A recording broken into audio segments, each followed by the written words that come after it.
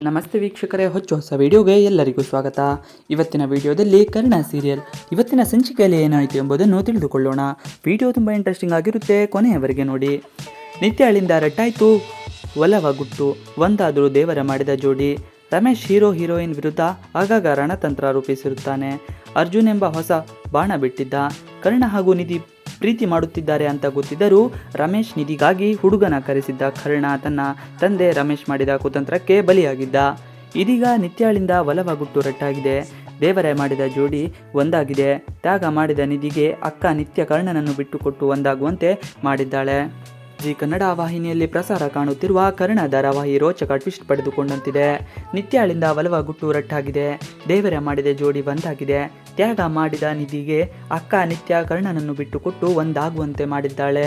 ಕುತಂತ್ರಿ ರಮೇಶ್ನಿಂದಾಗಿ ನಿಧಿ ಹಾಗೂ ಕರ್ಣ ತಮ್ಮ ಪ್ರೀತಿಯನ್ನು ಉಳಿಸಿಕೊಳ್ಳಲು ಪರದಾಡುತ್ತಿದ್ದರು.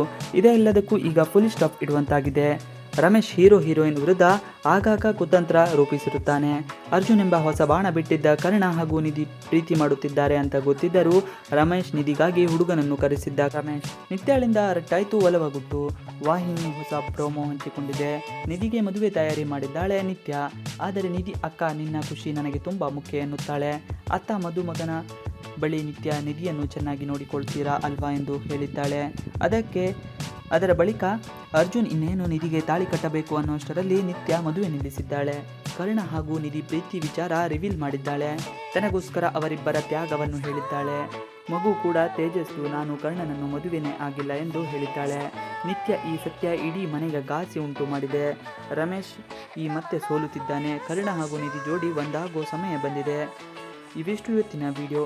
ಈ ವಿಡಿಯೋ ನಿಮಗೆ ಇಷ್ಟ ಆದರೆ please like, share and subscribe ಮಾಡಿ.